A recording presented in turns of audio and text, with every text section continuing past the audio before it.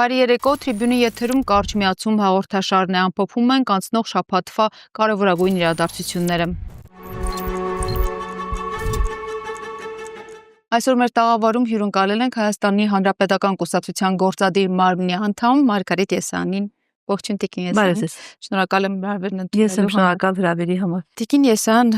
ամփոփենք շաբաթը, այնքան իրադարձություններ են եղել, չենք հասցնի իրականում ամբողջը ներառել, բայց ամեն դեպքում սկսենք ամենազազրելից եւ Էլիզավեշտալի չեմ ասում, ամենազազրելի, որովհետեւ այդ եկեղեցի իշխանություն պայքարը, որը իրականում արհեստականորեն ստեղծեց իշխանությունն է, ու այսպես գեներացնում է ու անընդհատ գցում դաշտ ժողովրդի ուսերին այդ ծանրությունը տալով նորից մտել է նոր թափ է ստացել հիմա։ Այսինքն գործնական քայլեր է անցել մեր դե ֆակտո վարչապետը։ Թրամփի ոճով ասած Ալիևի հայրենակիցը,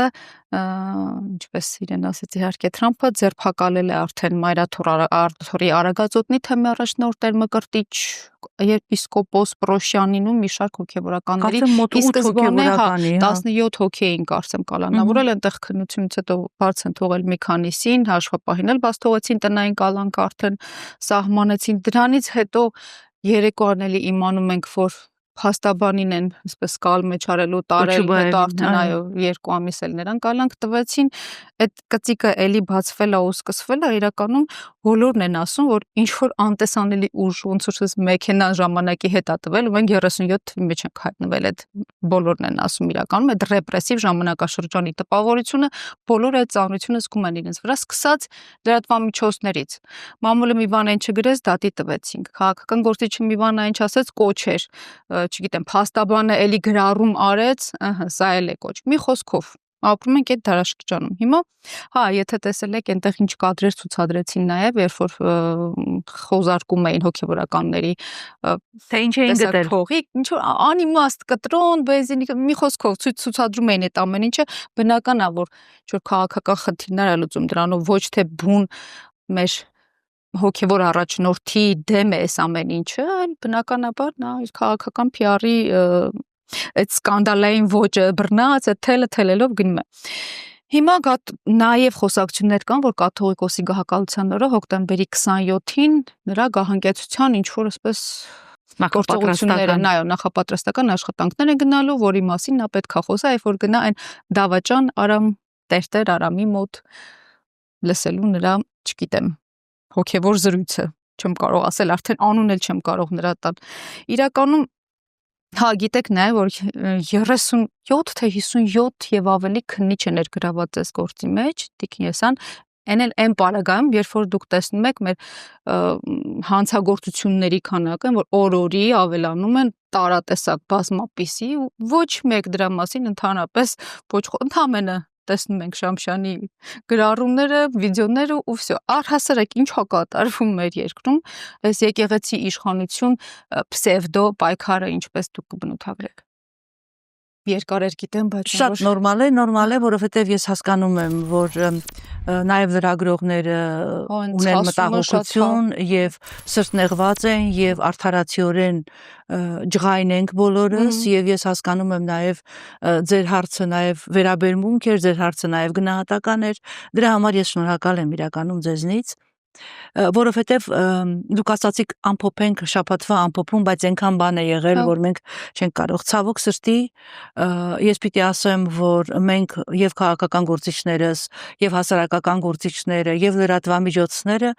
այսօր զբաղված ենք այս կամ այն ժամանակահատվածը ամփոփելով։ Դա մեզ ոչ միտեղ չի տանելու։ Մենք անդադ ամփոփում ենք, գնահատական ենք տալիս, պատկերն ենք ներկայացնում, բայց կարծում եմ վաղուց արդեն ժամանակն է գուցե նաև ինչ-որ իմաստով բաց ենք թողել իրական գործողություններ իրականացնելու, որ այդ ձեր նշած բոլոր այդ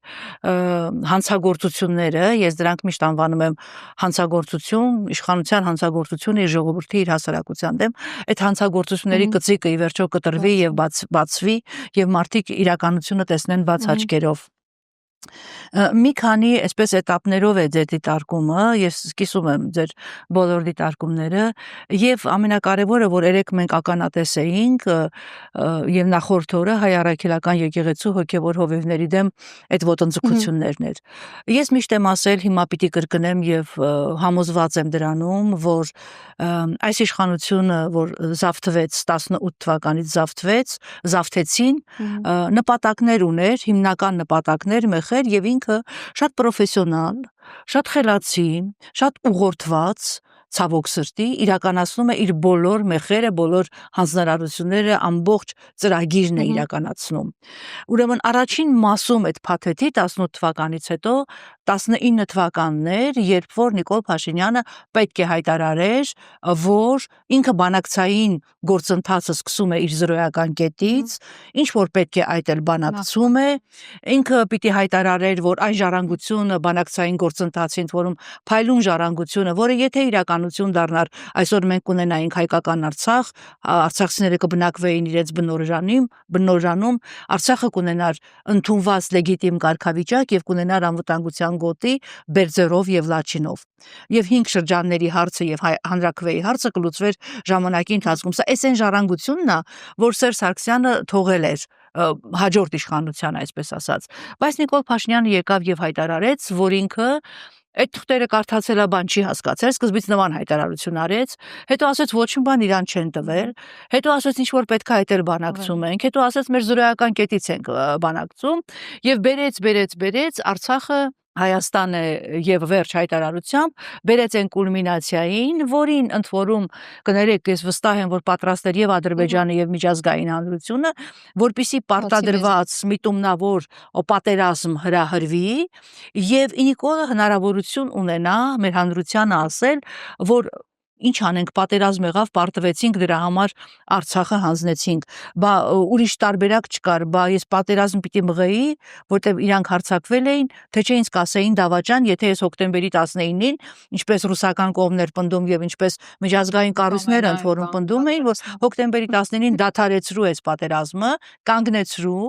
խոսիր Ալիևի հետ, այդ դեպքում մնում էր Արցախը լղիմը որպես հայկական, այդ դեպքում Շուշին լինում էր հայկական, Ստեփանակերտը, այսինքն այն վիճակը, որը մեծ բանակցային նորմալ գործընթացում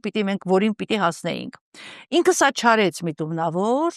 եւ դա իր առաջի ծրագիրն էր։ Համար 1 ծրագիրը, որ Նիկոլի արչեւ դրված էր, Արցախի խնդրի ոչ հայանպաստ լուծման տանելն էր։ Ինքը դա կարողացավ անել։ Ցավոք սրտի ինքը կարողացավ նաեւ 23 թվականի սեպտեմբերի 19-ից սկսյալ դատարկել Արցախը եւ այն 9 ամսվա բլոկադայից հետո արցախցիների գլխին նոր պայթյուններ, նոր պատերազմ հրահրվեց, այնտեղ մոտ 300 զոհ ենք ունեցել մենք սեպտեմբերի 19-ից մինչև սեպտեմբերի 23-ը, պայթյունը հիշեք բենզալցակայանի, եւ Արցախը զուտ ֆիզիկական գոյությունը պահպանելու համար արցախցին կարողացավ դուրս գալ զուտ իր երեխաների ֆիզիկական եւ իր ժողովրդի ֆիզիկական գոյությունը պահպանելու համար։ Այս այն պլան առաջինն էր, որ Նիկոլ Փաշինյանը ցավոք սրտի կարողացավ իրականացնել։ Եկեղեցու հանդեպ նրա այս բռնությունները, նրա պլանների հիմնական պլաններից մեկն է, որովհետև այն գեոպոլիտիկ կենտրոնները, որոնք աշխատել են Նիկոլ Փաշինյանի հետ, որոնք աշխատում են Նիկոլ Փաշինյանի հետ, եւ որոնց պետք է Հայաստանի տարածքը առանց հայկական պետականության, այդ խնդիրը նույնպես դրել էին իրենց առաջ, որտեղ իրենք շատ լավ հասկանում են, որ 21-րդ դարում, այս մեր տարածաշրջանում Հայաստանի Հանրապետությունը այն քիչ պետություններից էր, որ միատարր է, որ ազգային հենք ունի, եւ այդ ազգային հենքը իրեն պահում է։ Եվ իրենք նայեցին, որոնք են այն հենասյուները, որոնց վրա Հայաստանի պետականությունը կա, ոչ միայն ինքը կար, այլ նաև կար Արցախի Հանրապետությունը։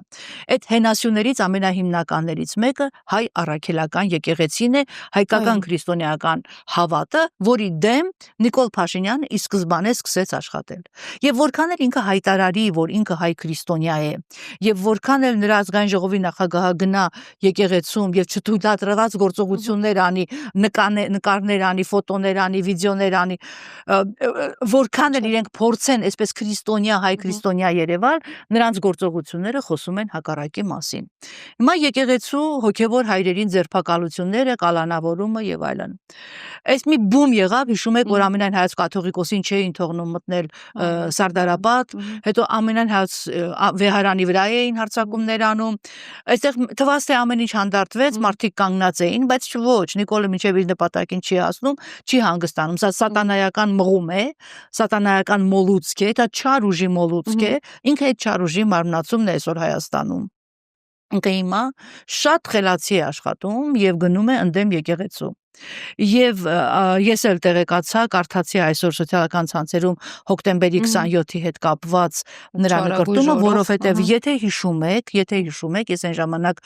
լրագրող էի եւ ուսաբանում էի եւ հոկտեմբերի 27-ի ողբերգությունը եւ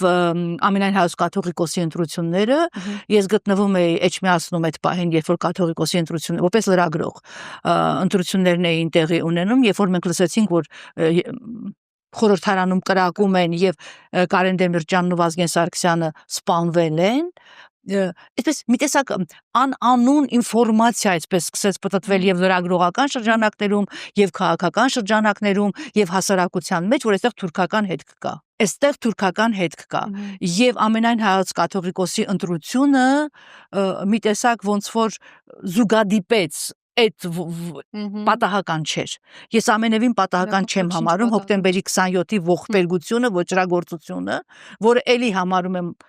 գուցե թուրքական, գուցե աշխարհաքաղաքական, գուցե այլ տերությունների ծրագրած այսպես ոճիր մեր ժողովրդի դեմ, մեր պետականության դեմ եւ ամենայն հայոց կաթողիկոսի ընտրությունը հենց այդ օրներ նշանակված։ Այստեղ ես պատահականություններին չեմ հավատում, արդեն որովհետեւ տարիներ շարունակ մենք տեսել ենք, որ պատահական ոչինչ չի լինում։ Ամեն ինչ ծրագրված է եւ ուղղորդված է։ Հիմա գուցե դուք ինձ հարցնեք, լավ, բա ինչ անենք։ Պիտի հարցնեք, ինչ անենք, լավ, սրա վերջը ո՞րն է։ Ես սովորաբար հաղորդման վերջում եմ դա հարցնում, բայց եթե մենք անընդհատ պիտի սա ասենք, որովհետև գիտեք, մենք անընդհատ խոսում ենք։ Ես ինքնակնդադատաբար ինձ էլ եմ ասում, որպես քաղաքական գործիչ, որպես նախկին լրագրող, որպես քաղաքական ուժի ներկայացուցիչ, մենք շատ խելոք խոսում ենք, շատ ճիշտ վերլուծում ենք, մենք ամեն ինչ շատ ճիշտ տեսնում ենք եւ վերլուծում ենք, բայց արդեն Նիկոլի դեմ պայքարը միայն խոսքերով, միայն վերլուծություններով չի լինի, որտեղ խոսքը ինչի համար է, որ մեր հասարակությանը բացատրենք, ապացուցենք, որ տեսեք Նիկոլը էս է անում, այն է անում, ինքը հայ ազգի դեմ է աշխատում, հայ պետականության դեմ է աշխատում, ինքը Արցախը քանդեց, հիմա Հայաստանն է քանդում, այդ ամեն ինչը մեր ժողովուրդը Ֆրիդա ջան, ձեզնից էլ, ինձնից էլ լավ գիտի, ինքը ապրում է դրա մեջ։ Դրա համար բոլոր քաղաքական ուժերը, բոլոր ընդդիմադիր քաղաքական ուժերը, այլևս ես կարծում եմ պիտի դադարեցնեն խոսքը միայն եւ խոսքից անցնեն գործի։ Իսկ խոսքից գործի անցնելու տարբերակներ մենք ունեինք եւ ունենք։ Մենք 20 թվականի Չարաբաստիկ 44-օրյայից հետո ընդդիմությունը ի պատիվ իրեն գործել է եւ բոլոր շարժումները, փրկության շարժումը, դիմադրության շարժումը, ապա նաեւ սրբազան շարժումը հենց այդ նպատակը ունեին այս իշխանությանը սասանել եւ այս իշխանությանը հեռացնել։ Ցավոք սրտի մենք չհասանք այն ամբողջովին նպատակին, այն հիմնական նպատակին, բայց որոշակի տեղային նշանակության արդյունավետություն գրանցեցին այդ բոլոր շարժումները ի պատիվ մեր հասարակության, այդ շարժումների կազմակերպիչների, ի պատիվ քաղաքական ուժերի։ Հիմա եկել է իրական գործելու ժամանակը։ Մենք ունենք մինչև 26 թվականի հունիս, որ պիտի տեղի ունենան ընտրություններ, ունենք 9-10 ամիս, չէ՞, մոտավորապես կամ ինչքան։ Եվ ունենք սահմանադրական հնարավորություն Նիկոլ Փաշինյանի կառավարությանը անվստահություն հայտնելու հնարավորություն։ Հանրապետական կուսակցությունը այդ նախաձեռնությունը ոնց որ վերցրեց իր ձեռքը, եղան նախաձեռնողներ, հասարակական գործիչներ, հանրապետականի պատիվ ունեմ խմբակցությունը, կարելի ասել արդեն այլևս հանրապետականի, որտեղ այնտեղ հիմնական դերակատարները հանրապետական կուսակցության ներկայացուցիչներն են, մեր գործընկերները, ստորագրություններ ներկայացրեցին եւ մեր կուսակցությունը վերցրեց նաև այդ պատասխանատվությունը եւ մեզանից իրականում 4 ամիս պահանջվեց, որպեսզի մենք համոզենք մյուս ընդդիմադիր խմբակցությանը Հայաստան դաշինքին, որ իրենց ստորագրությունները նույնպես ներկայացնեն։ Այս ամբողջ բաներին դուք ծանոթ եք, վստահ եմ պրոֆեսիոնալ մարդ եք, հետևել եք, սկզբից ինչ էին ասում Հայաստանի մեր գործընկերները, ասում էին Ռոբերտ Քոչարյանի դեմ է, հետո ասում էին դա հնարավոր չի, հետո ասում էին դա անլուրջ գործընթաց է, Ես լրագրողական բանով առաջ եմ անցնում, բայց այդուհանդերձ, բայց փառք Աստծո, շնորհակալություն ի վերջո, որ 4 ամիս հետո մեզ հաջողվեց ստանալ կամ իրենք ներկայացրեցին իրենց 28 ստորագրություն։ Այս պահին մենք ունենք 34 ստորագրություն, ինչպես մեր խմբակցության պատիվ ունեմ ղեկավար Հայկ Մամիջանյանն է միշտ ասում, աշխատում են անկախ падգամավորների հետ, 4 հոգու հետ, որպեսզի իրենց նույնպես բերեն այս դաշտ, եւ կարծում եմ հաջորդ քայլը պիտի լինի նաեւ ԿՊԻ-ից падգամավորների հոսքը, որին անկեղծ ասած ես հավատում եմ եւ վստահ եմ, որ կլինի որոշակի հիմքեր ունեմ այդպես մտածելու։ Լավ, Տիկին Եսայան, խոսեցիք միանալու մասին, ձայների մասին, բայց կոնկրետ հիմա այնպիսի տպավորություն է, որ impeachment-ը իրականում շատ հետին պլան է մղվել, որովհետև բոլորը լծված են նախընտրական պայքարի հետ քարոզարշավի հետ մրցավազքի մեջ են մտել, բոլոր քաղաքական միավորումները եւ նորաստեղծ քաղաքական միավորումները միևնույն ժամանակ քաղաքական դաշտում բոլորն էլ շատ լավ հասկանում են, որ այդ 50+1 ձայն չի հավաքելու առհասարակ ոչ ոք եւ անհրաժեշտություն է առաջանալու տարբեր ուժերի միավորման։ Հիմա Տիկին Եսայան, եթե լավ տեսեք Հայաստանը միացավ ստորագրությամբ, հիմա հիպոթետիկ պատկերացնենք, որ ընտրություններում երկու գլխավոր ուժերից ես դա համարում եմ ՀՀԿ-ն եւ իհարկե Հայաստան դաշինքը, երկու ընդդիմադիր գլխավոր ուժ անցնում է որոշակի շեմ գլխավոր, կարևոր հաղթահարում է ու այնտեղ կոնկրետ հենց գործողությամբ այդ impeachment-ին ճակերտավոր impeachment-ին հասնելու համար պետքա վերամիավորում, ճիշտ ասած երեք լսեցի Լևոն Քոչարյանը, որ ասել էր չի կարող նման բան լինել, մենք չենք միավորվի ՀՀԿ-ի հետ, դա բան չի, բայց որ ուզում եմ հասկանամ, հիմա կարևորը ի՞նչն է, հիշում եք կար մի ժամանակ այդ Նիկոլի հեղափոխության ժամանակ, որ ասում էին մենակ Սերժը գնա, ով ուզում է գա, տեսանք ով ուզում է եկավ։ Հիմա որոշակի քաղաքական գործիչներ նույն թեզը տանում են էլի։ Այսինքն հիմա մեր պայքարը Նիկոլի դեմ է, թե մեր երկիրը ի վերջո այս ճահիճից հանելու համար է։ Շատ լավ, շնորհակալություն է դիտարկման համար։ Օրինակ ես շատ པարզ եմ պատկերացնում եւ ամենևին համամիտ չեմ, երբ որ դուք ասում եք, որ impeachment-ի գործընթացը հետին պլան է մղվել։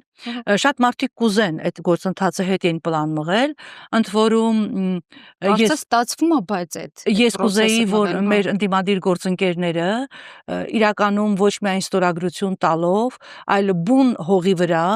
միանան այս գործընթացին եւ այն ինչ որ անում են Հայկ Մամիջանյանը, Տիգրան Աբրահամյանը, Աննա Մկրտչյանը եւ մեր պատիվ ունեմ մյուս падգամավորները, իրենք նույնպես լծվեին այդ գործին, ԿՊԱ-ական падգամավորների, անկախ падգամավորների հետ խոսելու, բացատրելու,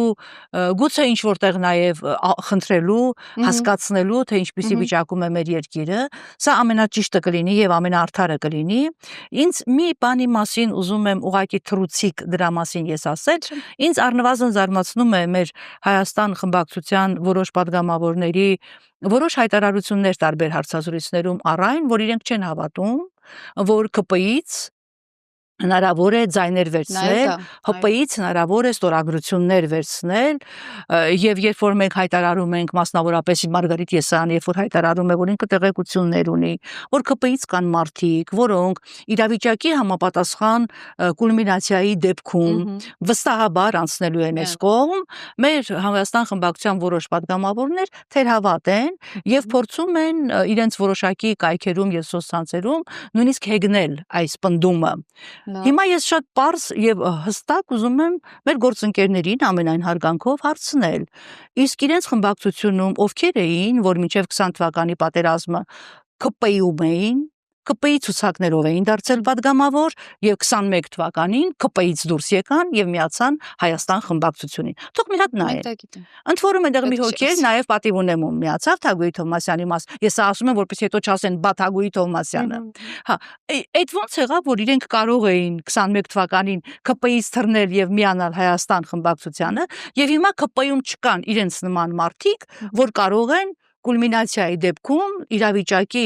տրամաբանական լարվածության դեպքում դուրս գալ եւ միանալ ընդդիմության։ Ես էլի պնդում եմ իմ ասածը եւ հորդորում եմ մեր ընդդիմադիր գործընկերներին չհեգնել այս պնդումը, որովհետև իրենց ներսում նույնպես կան մարդիկ, որ ԿՊ-ից դուրս են եկել եւ հիմա գտնվում են Հայաստան խմբակցությունում։ Ամենայն հարգանքով։ Դրա համար մի բան է, երբ որ իրենք արել են, հիմա ինչի չեն հավատում, որ կարող են նաեւ ուրիշները անել։ Թե իրենց թվում է իրենք ավելի հայրենասեր էին, քան ուրիշները, որ այսօր ԿՊ-ում են, ես այդպես չեմ մտածում։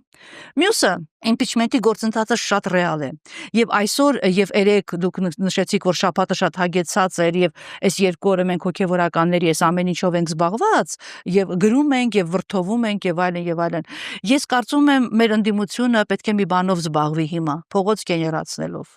Պետք է կարողանանք մեր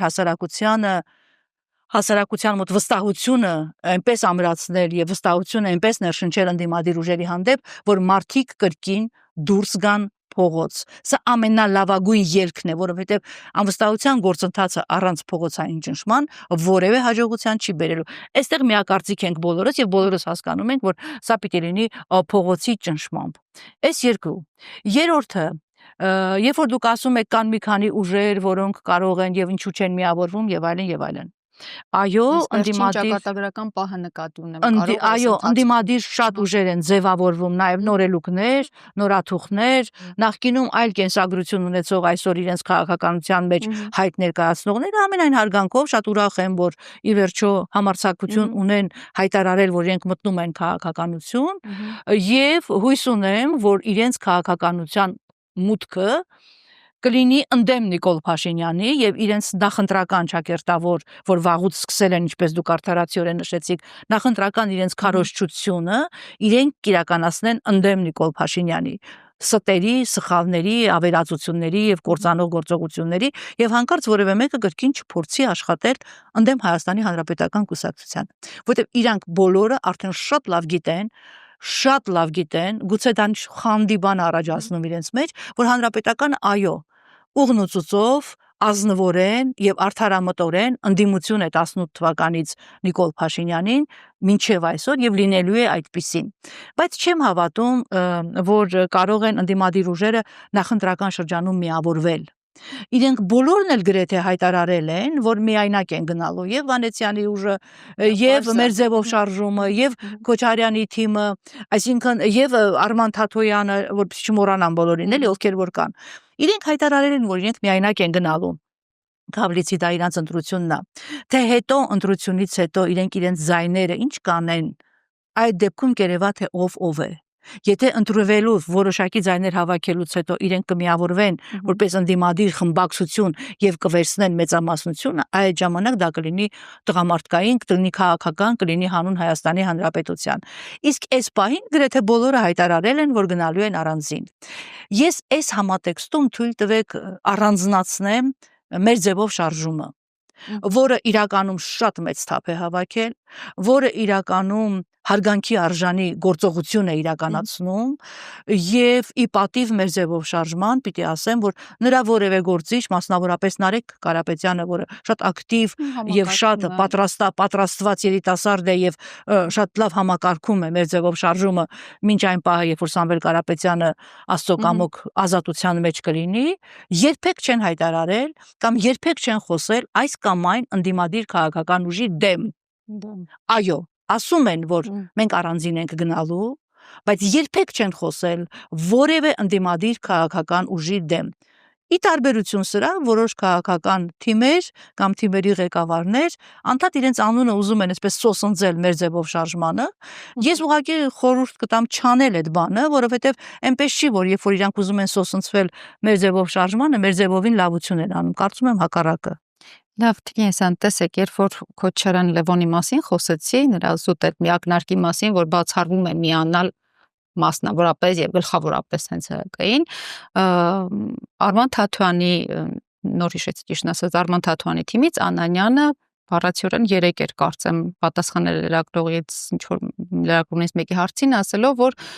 չեն բացառում ճիշտ հակառակ, այսինքն նրանք չեն բացառում ցանկացածին միանալու, եթե դա կոնկրետ երկրի փրկության համար է նախաձեռնված։ Բայց մի նկատառում եմ ուզում անել, դուք ասացիք փողոց գեներացնել, որովհետև ընդդիմությունը շատ է մաշեցրել ժողովրդի վստահությունը, Տիկին Եսյան, ու այդ երևի հենց դա է հիմնական պատճառը, որ ժողովուրդը չի հավատում արդեն։ Սրբազան պայքարի ժամանակ էլի կար ինչ-որ վերելք, կար վերածնունդ, էլի կար ինչ-որ հույս, բայց հիմա առհասարակ, օրինակ, ինչպես է դուք ձեր ընդդիմությամբ պատրաստվում ռեաբիլիտացնել, գոնե մինչև բուն ընտրությունները, որպեսզի այ հենց այդ օրդկումը նորից լինի ու այդ ժողովրդի այդ ուժ ու էներգետիկան նորից գա։ Շատ շնորհակալ եմ այդ օբյեկտիվ գնահատականի եւ օբյեկտիվ դիտարկման համար։ Նախ հարցի առաջին մասին անդրադառնամ Դավիթ Անանյան եւ Լևոն Քոչարյան այդ հակասությանը, որի մասին դուք խոսում եք։ Գիտեք, դեռ շուտ է, դեռ վաղ է դրա մասին խոսել, թե ով կմիանա, ով որ պահին կմիանա։ Հա, դե բնականաբար ամեն մի նոր ստեղծված ուժ կամ արդեն գոյություն ունեցող պիտի դիրքորոշումը հայտնի։ Բայց եկեք մի փաստ չմոռանանք, Հայաստանի Հանրապետական Կուսակցությունը առայժմ դեռ չի հայտարարել ընտրություններին իր մասնակցության մասին։ Մենք դեռ հույսներս չենք կորցնում, լինելով անուղերի լավատես եւ հավատալով, որ համանդրական ճանապարհով անվստահություն հայտնելու գործընթացով հնարավոր է ազատվել Նիկոլ Փաշինյանի իշխանությունից եւ ստեղծել ժամանակավոր կառավարություն, որը կնշանակի եւ կանցկացնի արտահերթ խորհրդանական ընտրություններ, մենք մեր հույսը չենք կորցրել եւ այս պահին մեր բոլոր ռեսուրսները, բոլոր ուժերը ուղղված են այս անվստահության գործընթացը գլուխ բերելու համար, այսպես ձևակերպեմ։ Ինչ վերաբերում է ժողովրդի մաշեցնելուն, ժողովրդի հավատը, վստահությունը մաշեցնելուն, ամբողջովին համամիտ եմ ձեզ հետ, շատ ճիշտ դիտարկում եք անում եւ լավ օրից չէ, որ այդպես է, բայց գիտեք, այսօր եկեղեցու հանդեպ այս ամեն ինչը որ կատարվում է, ես մի համոզմունք ունեմ, եկեղեցին ինքը կարող է դառնալ այն գեներատորը, այն առաջնորդը, այն ուժը, այն դրոշը, այն խաչը, որը կհանի ժողովրդին։ Ցավոք սրտի, ես լինելով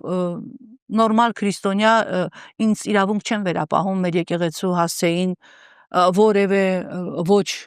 կոռեկտ արտահայտություն անել եւ ամենայն հայոց կաթողիկոսի հասցեին նույնպես, բայց ես տեսա Արամ Ա կաթողիկոսի ողջույնը Նիկոլ Փաշինյանին, ապշած եմ, զարմացած չեմ, բայց ապշած եմ, որովհետև հենց այս պահին նման քայլ անելը ամենևին քրիստոնեական եւ հոգեվոր առաջնորդի դիրքերի մասին, հոգեվոր առաջնորդի բնութագրի մասին շատ լավ չի խոսում, բայց ես էլի ուզում եմ ասել, որ այ ժողովրդին կարող է այդ խաչը վերցրած եւ զանգերը զնգացնելով առաջնորդել ամենայն հայ առաքելական եկեղեցին, ամենայն հայոց երկու կաթողիկոսները, եւ Կիլիկիո թեմի կաթողիկոսը եւ մեր այստեղի կաթողիկոսը Մայրաթոր Էջմիածնի։ Ինչը ես դեռ չեմ տեսնում, ցավոք սրտի։ Ինչի նշույլները ես դեռ չեմ տեսնում։ Եվ դրա համար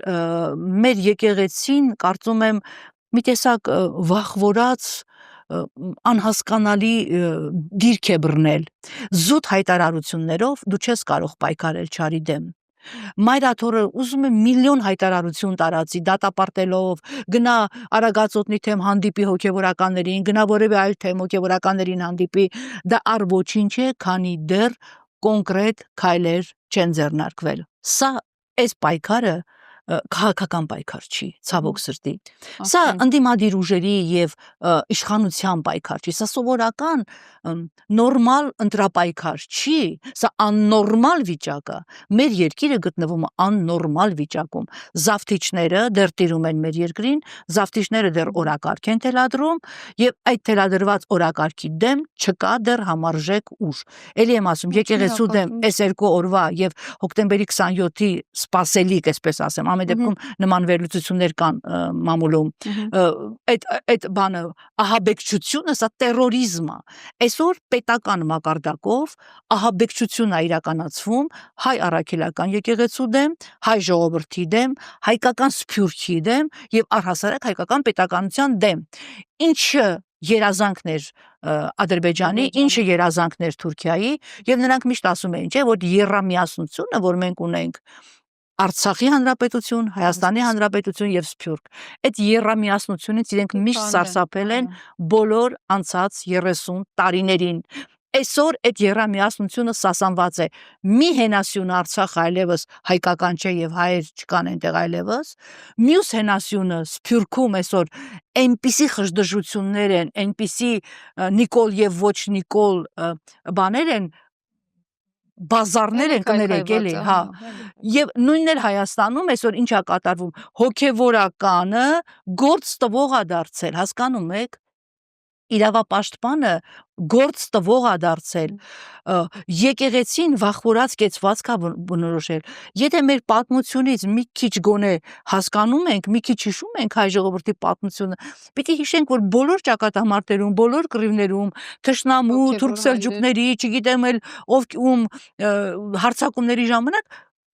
միավորողը եղել է եկեղեցին։ Պայքարողը, նաև զենքով եղել է եկեղեցին։ Այսօրվա մեր եկեղեցու պահվածքը կոնկրետ այսօրվա ինձ համար անհասկանալի է։ Ես կուզեի, որ ամենայն հայոց կաթողիկոսը այդ պայքարի ջահը վերցներ իր ձեռքը։ Կոնկրետ ինչ կուզեիք։ Ես կուզեի, որ ահազանգ հնչեր։ Եվ երբ որ ես ասում եմ անվստահության գործընթացը չի կարող իրականանալ առանց փողոցային ճնշման, ես կուզեի, որ փողոցային ճնշումը մարդիկ փողոցում հավաքվեին, ինչու ոչ, նաև եկեղեցու կոչով։ Ոչ միայն քաղաքական ուժերի կոչով։ Սա սահմանադրական ճանապարհ է։ Եթե ինչ որ մեկին կթվա, որ այս հարցազրույցից հետո Մարգարիտ Եսյանը ոչ սահմանադրական բանա պահանջ է դնում, չարաչար սխալվում է եւ գլուխը պատին է տալիս, որովհետեւ կառավարությանը անվստահություն հայտնելու գործընթացը բացառապես սահմանադրական գործընթաց է եւ այդ գործընթացը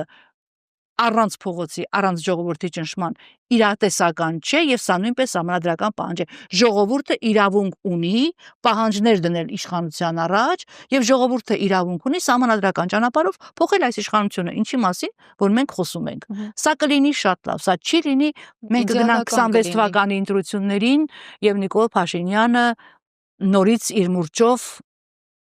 կհայտնվի մեր բոլորի տներում հեռուստաէկրաններից։ Դե impeachment-ը իդեալական ճանապարհն է, ինչպես արդեն պարզեցինք, բայց այստեղ էլի ուզում եմ էլի մի քիչ էլ փորեմ, բայց եթե կհիշեք Արգիշտի Կիվիրաններ արել նման արտահայտություն, իրականում ես նրան էլ եմ այդ հարցը տվել, նա իր պատասխանը տվել է, հիմա ինձ հետաքրքիր է դուք ոնց կմեկնաբանեք, որովհետև այդ նույն վստահության մաշված լինելու թեմայով է համենայն դեպսի մեկնաբանության պես պահը, որ ասում է Փաշինյանը Արցախը հանձնեց, Սերժը ամբողջ Հայաստանը, դա մեկ, ու առհասարակ Սերժ Սարգսյանի թիմի համար այդ համագործակցության կոնտեքստում նաև արդեն այն Ռուբիկոնին են ընտրական ամենակարևոր պահին կարմիր գիծ կա, հենց ՀԿ-ի համար կոնկրետ կա որևէ կարմիր գիծ, ու այս impeachment-ի process-ը գործընթացի իրական նպատակը որն է։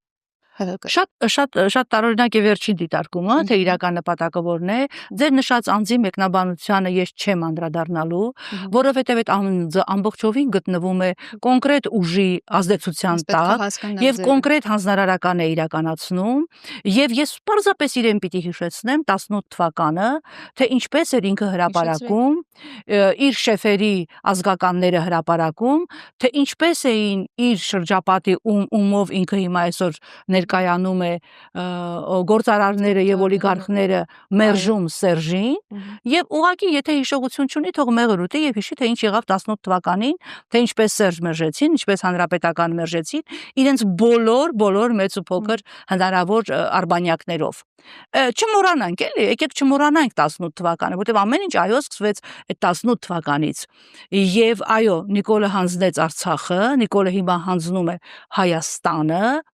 եւ դա առայժմ կարողանում է անել, որովհետեւ ձեր նշած անձը եւ նրան ֆինանսավորող կամ գուցե նրան դուխ տվող, ասենց ոգևորող մարդիկ այս 7 տարիների ընթացքում ցավոք սրտի չհասկացան,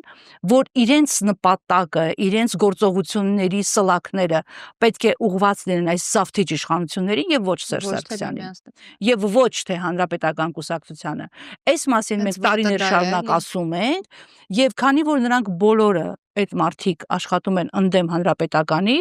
իրանց թվում է թե հանրապետականի դեմ խոսելով իրենք շատ ավելի լավն են դառնում, չէ։ Մարդիկ բոլորին ճանաչում են, թող գնան նայեն ում հակառեյտինգը ինչ աստիճանի է։ Ահռելի հակառեյտինգ ունեն եւ այն սոցհարցումները չգիտեմ որտեղ պատվերված, բացարձակապես իրականության հետ աղերս չունեն։ Եվ եթե Նիկոլ Փաշինյանը ցավոք սրտի այսօր հաջողում է նաեւ այս պատճառով, դրանց պատճառով, որոնք էլի փորձում են սլաքները ուղղել Հանրապետականին եւ Սերժ Սարգսյանին։ Ես բոլոր հարցազրույցներում, բոլոր մասնավոր զրույցներում ասում եմ. տղերք, եթե ուզում եք Նիկոլ Փաշինյանից իսկապես ազատվել, երկիրը ազատել, սլաքները բոլորս միասին պետք է ուղենք ընդդեմ Նիկոլ Փաշինյանի։ Մոռացեք, Հանրապետականին այպանելով դուք ավելի լավը չեք դառնում, դուք ավելի շատ քվե չեք ունենալու եւ ավելի շատ ձեզ եք վարկաբեկում, որովհետեւ երեկվա ձեր կյանքը, օրը եւ 18 թվականի ձեր դիրքավորվածությունը բոլորս հիշում ենք, տեսել ենք։ Հիմա ինչ եք իզուր տեղը ձևեր թափում։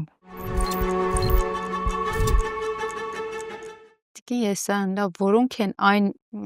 ես անընդհատ ուզում եմ դուք էլ այդ հարցերին պատասխանեք ներողություն կներեք հիշեք շատ ներողություն եմ խնդրում դուք ասացիք որն է impeachment-ի իրական նպատակը նման մի հարց իրական նպատակը այո եւ ՀՀԿ-ի կարմիր գիծը այդ պարագայում այո ես դրան չանդրադարձա եթե թույլ տաք ես դրան էլ անդրադառնամ այս կառավարությանը անվստահություն հայտնելու միակ հիմնական եւ գլխավոր նպատակը այս կառավարությունից օր առաջ ազատվելն է երկիրը Երկրում իրականացնել իշխանափոխություն, ունենալ իշխանություն առանց Նիկոլ Փաշինյանի եւ նրա ԿՊ-ի։ Նպատակը սա է, այլ նպատակ չկա եւ չի էլ կարող լինել։ Այո, ՀՀԿ-ն ունի կարմիր գծեր։ ՀՀԿ-ի կարմիր գծերը 18 թվականին դուք շատ լավ տեսաք։ Որևէ իշխանություն չարժի թեկուզ մեկ մարդու կյանք։ Սա Սերժ Սարգսյանի կարմիր գիծն է։ Այսինքն իշխանություն պահելու համար նա արյունահեղություն չիրականացրեց հանրապետության հրապարակում, նա արյունահեղություն չիրականացրեց ռադիոտան մոտ եւ իշխանությունը պահելու համար ինքը որոշ մարդկանց ականջները չոլորեց, որ պահի իշխանությունը, որ ինքը մնա բռնապետական։ Սերժ Սարգսյանը ինքը հայտարարեց իր կարմիր գծերի եւ մեր կուսակցության կարմիր գծերի մասին։ Որևէ իշխանություն չարժի թեկուզ մեկ հայ մարդու կյանք, թեկուզ մեկ քաղաքացու կյանք։ Սա է մեր կարմիր գիծը։ Հիմա էլ է մեր կարմիր գիծը այսպեսին։ Ի տարբերություն այսօրվա իշխանության, որը 24 թվականի հունիսի 12-ին կրակեց բառացիորեն խաղաղ ցուցարարների վրա։ Մենք ունեցանք վիրավորներ, անդամահատված մարդիկ, որ մինչև հիմա էլ դեռ առողջական խնդիրներ ունեն։ Նկատի ունեմ Դեմիրճյան Բաղրամյան խաչմերուկում սրբազան շարժման ժամանակ հունիսի 12-ին նետած նռնակները։ Այս սրանք կարմիր գիծ չունեն։ Սրանք կարմիր գիծ չունեն, տեսեք Եռաբլուրը ոնց է մեծացել։ Ասում էր մենք էլի այս նույն արդյունքը կունենայինք առանց զոհերի։ Սրանք կարմիր գիծ չունեն, երբ որ 9 ամիս շարունակ Արցախը բլոկադայի մեջ էր գտնվում, 9 ամիս որևէ մատը մատին չխփեցին Արցախին օգնելու համար, եւ որ Արցախը հայաթափվում էր առհասարակ որևէ քաղաքական, որևէ մարդկային, որևէ պաշտոնական հայտարարություն չեղավ այս մասին։ Ընդհակառակը գնացին եւ թելեցին Իլհամ Ալիևի ասեղը եւ կողմ քվեարկեցին, կողմ եղան ԵԱԿ Մինսկի խմբի լուծարմանը։ Այսինքն ուզեցին ամբողջովին դիվանագիտական սեղանի վրա փակել Արցախի էջը։ Այ իրանք չունեն կարմիր գծեր։ Եվ չունեն այն ընդդիմադիրները ճակերտավոր, որոնք այսօր դեռ շարունակում են կներեք վայրահաչել Հանրապետականի եւ Սերժ Սարգսյանի ուղղությամբ։ Իրենք էլ չունեն կարմիր գծեր, որովհետեւ եթե իրենց թվում է, իրենք մի քանի մանդատ փոկելով, էլի գնալով պարլամենտում նստելով, էլի իրանք sense բան են, ընդդիմադիր են խաղալու ու այս երկրի հերը անիծվելու է Նիկոլ Փաշինյանով։ Իրանք ամենավատ բանն են անում այս երկրի այս ժողովրդի համար։ Դրա համար ավելի լավ է չխոսեն, ավելի լավ է իրանց մի քիչ զուսպ պահեն, ավելի լավ է լծվեն այս գործին միասնաբար, որ այս իշխանափոխությունը մենք կարողանանք սահմանադրական ճանապարհով գլուխ բերել։ Դե հա, որովհետև այդ ձեր նշած կարմիր գծերին իհարկե ես տեղյակ եմ ու բոլորն են տեղյակ գիտակից հանրությունը նկատի ունեմ, բայց ամեն դեպքում այն իրավիճակը, որ ստեղծվեց դրանից հետո ու այն գնահատականներն ու բնորոշումները հիմա չգիտեմ ժողովրդի առհասարակ քաղաքական միավորումների կողմից դա բնորոշվեց որպես թուլություն ընդհանրապես այնց որ ասիկ ռադիոյում չարեց, այստեղ չարեց, այնտեղ չարեց, ես դա պետական մտածողություն էր, պետության ներսում քաղաքացիական պատերազմ չհրահրելու մտահոգություն էր եւ Սերժ Սարգսյանը դրան չգնաց։ Էլի եմ ասում։ Եվ ուզում եմ ձեզ հիշեցնել մայիսի 1-ի 18 թվականի մայիսի 1-ի ընտրությունը, երբ որ մենք չընտրեցինք Նիկոլ Փաշինյանին, պարլամենտում նստած որ ընդդիմադիր ուժերը կողմ քվեարկեցին Նիկոլ Փաշինյանին։ Եկեք հետ նայենք, էլի ախր այդտեղ եղել է, չէ՞։ Միակը հանրապետական խմբակցությունն էր։ Հիշում եք 3 միլիոն հայ ընդդեմ 55 սրիկաների։ Հիմա այդ 3 միլիոն հային ես ուզում եմ հարցնել։ արդյոք այդ 55-ը, որ Նիկոլ Փաշինյանին դեմ քվեարկեցին, սրիկայ էին, թե պետականամետ էին եւ հասկանում էին, թե Նիկոլ Փաշինյանը ինչ վտանգներ կարող է բերել։ Եկեք այդ հիշենք, էլի, եւ դրա համար բոլոր մյուս ճամարտակությունները, այս կամ այն վերլուծաբանի, փորձագետի կամ իրեն տես լուրջ մարդու տեղ դրացի, եկեք դրանց լուրջ չանդրադառնանք, դրանց ցույց տանք իրանց տեղը։ Դրանք օրակարգ են ստեղծում տիկին ես։ Որովհետեւ, չէ, ժողովրդի ուղեղը ներողություն։ Ժողովրդի ուղեղը արդեն մաքրված է։ Այն սիստեմաները միացված ժողովուրդը այս 7 տարիներին տեսավ, որ բոլոր այն ստերը, որ ասել է Նիկոլ Փաշինյանը, իրական ստեր էին, բոլոր այն խոստումները, որ տվել է, ստեր էին։ Ժողովուրդը շատ լավ տեսավ, որ եթե այսօր Հայաստանի քաղաքական դաշտում իրական ազնիվ արդար ընդդիմադիր ուժ կա, դա հանրապետական կուսակցությունը այն քաղաքական կորիզով, որը մնացել է հանրապետականում։ Ժողովուրդը շատ լավ տեսավ, որ ինչի համար, որ ինքը կամ այլ այսպես կենտրոններ մերժում էին հանրապետական կուսակցությանը, ում համար կամ ում պատճառով, դրանք այսօր Նիկոլ Փաշինյանի կառավարությունում են։ Դրանք այսօր Նիկոլ Փաշինյանի համար բանով դիպլոմատով փոխտանող օլիգարխներն են։ Դրանք այսօր այն օլիգարխներն են, որ չեն համարձակվում գնալ դատարանի մոտ կանգնել ի պաշտպանություն իրենց ընկեր, իրենց խավոր, իրենց Սանիկ Սամվել Կարապետյանի։ Ժողովուրդը շատ լավ տեսավ։ Եվ ովքեր են գնում ի պաշտպանություն Սամվել Կարապետյանի, ժողովուրդը հետ էլ է տեսնում։ Դրա համար այդ որ ասում եք ժողովրդին եւ այլևս այս ժողովրդին հնարավոր չի խաբել։ Ուղղակի այս ժողովրդին պետքա արթնացնել։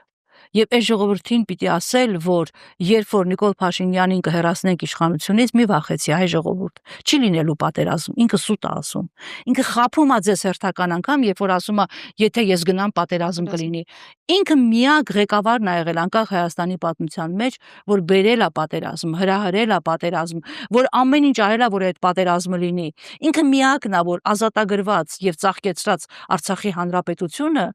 տվել է Թուրքին։ Ինքը միակն է, որ Եռաբլուրը ահռելի մեծացրել է, ժողովուրդը այս ամեն ինչը այլևս շատ վաղուց եւ շատ լավ գիտի։ Դրա համար այդ ստերը որ կան, որ ինքը ասում է խաղաղություն, ուր է քո խաղաղություն, այդ քո փուչիկները ախր դու ինքդ գնացիր ՄԱԿ-ի գագաթաժողովում պայթեցրիր։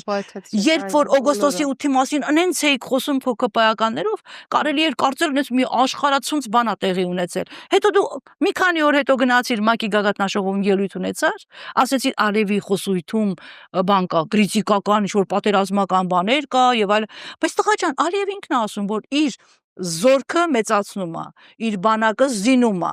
Ալիևը 200 կիլոմետրերով կանգնած է Հայաստանի սուվերեն տարածքում։ Ալիևը ասում է ականջները կոլորեմ, Միսկի խումբը փակեցիք։ Ալիևը ասում է սահմանադրությունն էլ պիտի փոխես։ Ալիևը ասում է 300,000 ադրբեջանցի պիտի գա արևմտյան Հայաստան,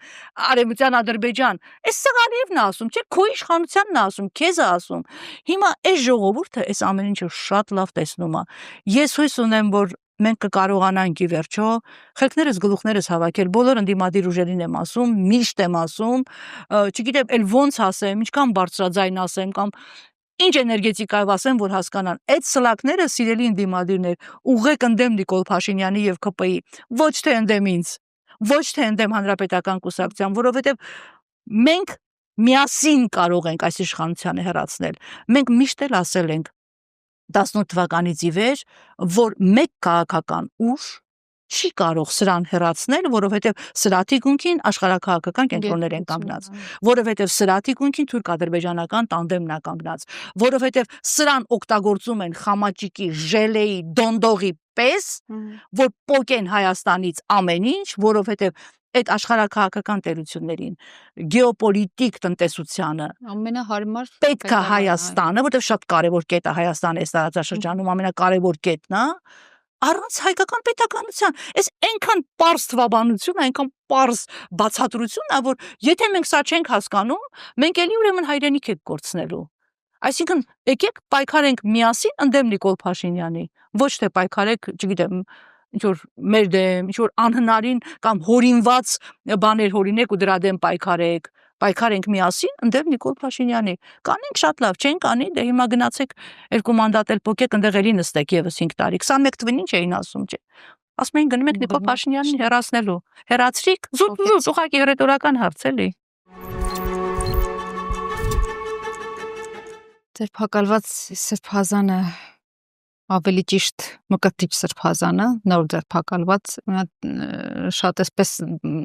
շաքաղեցնող բաներ ասել, ում է պետք այն Հայաստանը, որտեղ մենք մեր մայրենի լեզվով չենք խոսելու, տիկին Եսեն, ու երևի այդ ձեր ասացի ամփոփումներ այդ ամեն ինչի շատ ցավալի է իրականում, որքան էլ փորձում ենք այսպես շատ պրագմատիկ, վերլուծել, ասել, հասկանալ, ամեն դեպքում այո, գործուն քայլեր են պետք։ Շատ շնորհակալ եմ։ Առաջինը կներեք, առաջինը հենց գործուն քայլեր են պետք։ Այլևս վերլուծությունների շատախոսության ժամանակը մենք այդ լիմիտը սպառել ենք եւ որպես քաղաքական ուժեր, եւ որպես գործիչներ, եւ որպես հասարակ պարզ քաղաքացիներ։ Մենք խոսելու լիմիտը սպառել ենք։ Հիմա պետքա գործ անել։ Եվ հիմա շատ հարմար պահ է, եկեղեցու դեմ այս ոտնձգությունները մարդկանց հանեն, ելի եմ կրկնում իմ պնդումը։ Եկեղեցին ակտիվանա, եկեղեցին пассив հայացողական դիրք չունենա, ամենայն հայոց կաթողիկոսը пассив հայացողական դիրք չունենա եւ մարդկանց ասի, որ սա կործանումն է, սա վերջն է։ Երեք արդեն Նիկոլ Փաշինյանը խոսում էր Մեսրոպ Մաշտոցի մասին։ Պարզվեց Մեսրոպ Մաշտոցն է մեղավոր, որ մենք հայ ենք։ Հասկանում եք, այս ամեն ինչը այնքան տեսանելի է, նույնիսկ առանց ակնոցի է երևում։ Հիմա այս կարճատեսությունը, այս կուրությունը, այս ամեն ինչը ես չեմ կարողանում հասկանալ, իրոք չեմ կարողանում հասկանալ։ Դրա համար իմ խնդրանքը բոլորին, եւ ընդդիմադիրներին, որ մեր դեմ խոսում են, եւ այն ընդդիմադիրներին, որ մեզ չեն սիրում, եւ այն ընդդիմադիրներին, որ աթակ հայտարարում են, որ հանրապետականի հետ չեն գնալու։ Քավլիցի, Աստված սիրեք, մենք էլ ձեր հետ չենք գնալու այս պահին, որտեղ մենք դեռ չունենք որոշում գնալու ենք թե չէ ընտրությունների, բայց այդ սլակները ուղեք մի կետի, որպեսզի հաջողություն ունենաք, անընդհատ խփեք նույն կետին Նիկոլին հեռացնելու, ժողովրդին գեներացրեք, փողոց գեներացրեք, այս անվստահության գործընթացը եկեք գլուխ բերենք։ Ես դիմում եմ նաև ԿՊ-ն պատգամավորներին, որոնք երկմտում են, որոնք այո ունեն երկմտանք, այո ունեն անհանգստություն, այո ունեն մտահոգություն, եւ իրականում կարեւոր չի իրանք ինչ լեյտմոտիվով, ինչ նկատառումներով կմիանան անվստահության գործընթացին, բայց կմիանան։ Եվ սա իրականում սովորական process չի, սա ազգային ազատագրական գործընթաց է։ Հիմա այդ ազգային ազատագրականում, եթե հայ ժողովուրդը հաղթելու է, եթե հայ ազգը հաղթելու է, ուրեմն կապրի կլինի։ Եթե չի հաղթելու, դե հիմա ասենք ինչ ասեմ, չգիտեմ, մենք տեսել ենք ցեղասպանությունը, ուրեմն մենք արժանի ենք, որ 21-րդ դարում, այս տեխնոլոգիաների, այս զարգացած դարում մենք հայրենիք կորցնենք։ Ուրեմն ամոթ մեզ, ուղղակի ամոթ մեզ, որովհետև գիտեք, չի կարելի ամեն անգամ հույսը դնել Աստծո վրա։ Աստված վերևից նայում է եւ ասում է, սրանք էլի հույսը ին վրա են դրել։ Մի բան էլ դուք արեք։ Հիմա եկեք անենք իրար հետ։ Ոչ թե իրար քարկոծենք, այլ իրար հետ միասին Նիկոլ Փաշինյանի իշխանությունից երկիր ազատագրենք։ Շնորհակալ եմ, շատ հետաքրքիր զրույց։ Ես եմ շնորհակալ։ Սիրելի հետևորդներ, շարունակեք հետևել մեզ Facebook-ում, YouTube-ում, նաև Patreon-ում, շաբաթվա անցուդարձին առաջինը եւ մշտապես ծանոթ լինելու համար։ Կհանդիպենք։